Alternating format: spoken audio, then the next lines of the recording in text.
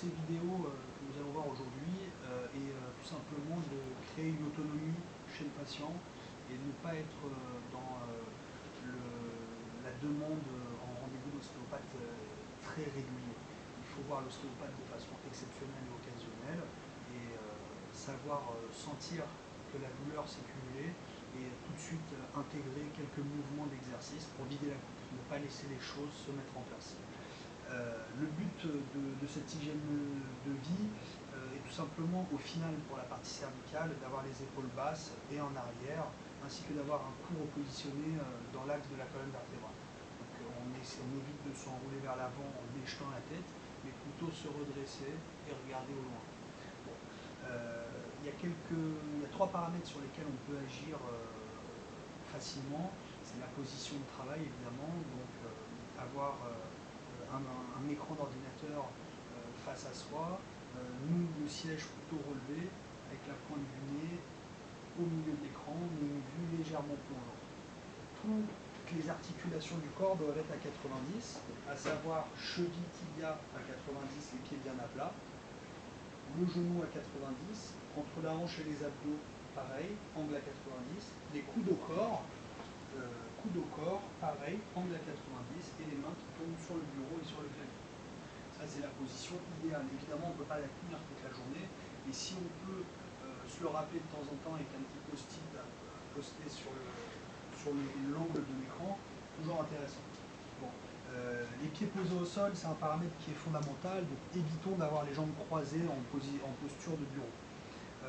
Les coudes le plus possible en arrière et les poignets posés sur la table. Voilà, ça c'est l'objectif. Les autres paramètres importants, c'est en voiture, essayons d'avoir le siège à 90, d'emmener les épaules un petit peu vers l'arrière et essayer d'avoir le regard à l'horizontale.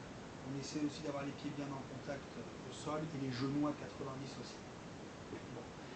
La position de sommeil, évidemment, le plat-ventre est fortement déconseillé, tout simplement parce qu'à plat-ventre, on cambre. À plat-ventre, on cambre aussi le rachis cervical en plus des lombaires et on est obligé de tourner la tête pour ventiler. Donc on est en extension de cervicale et en cambrure de dos. Il n'y a aucun intérêt.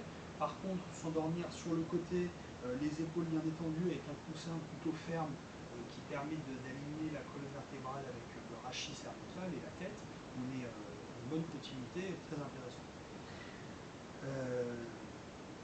Ces exercices, c'est à but préventif. La deuxième chose, c'est qu'on peut les faire à tout moment de la journée. On va avoir plusieurs étapes, des exercices sous forme d'échauffement, ce que vous pouvez faire au quotidien, même au bureau. Il y aura une deuxième partie avec des exercices sous forme de rééducation, que j'ai appelé auto-rééducation. Là, il vaut mieux le faire dans une sphère un peu plus privée, à la maison, pour bien se concentrer, bien prendre le temps de le faire. Et une dernière partie sous forme de renforcement musculaire. Densifier des zones qui sont faibles et étirer des zones qui sont rigides. C'est un peu les concepts du pilate au final. Les sports conseillés au quotidien sont évidemment le dos crawlé, parce qu'on est quasiment tous en posture de travail au bureau, donc on est en refermement. Le dos crawlé permet d'ouvrir la cage thoracique et d'agrandir la colonne. Le vélo, la marche sont aussi des sports qu'on peut pratiquer. Le vélo elliptique est aussi intéressant.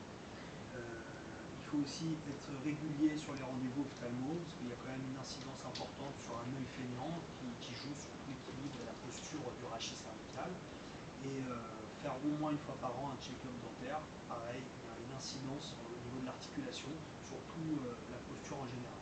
Chez les gens qui ont de base un problème de bassin, un décalage de longueur de jambe ou autre, il est toujours intéressant de faire un petit bilan chez un podologue, voir si ce ne serait pas nécessaire d'avoir une paire de sang. Bon, pour reprendre au niveau du rachis cervical, 80% du temps, les problèmes ne sont pas dus à une crise aiguë, même si vous vous levez un matin avec une grosse cervicalgie, un gros torticolis, c'est pas forcément une mauvaise posture dans la nuit. C'est ce qui a déclenché, c'est la goutte d'eau qui a fait déborder le vase, mais en fin de compte, ça fait un petit moment que ça traîne. Le muscle trapèze s'attache au milieu du dos, il remonte de chaque côté pour s'attacher sur les épaules et il finit au niveau du crâne. C'est un losange en fin de compte qui se rétracte avec le temps. À force de se rétracter, il génère une pression sur les vertèbres.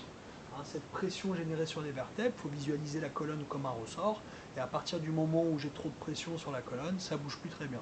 Donc il faut compenser, et les vertèbres, les zones qui vous font mal, c'est les zones qui compensent, qui sont en surutilisation.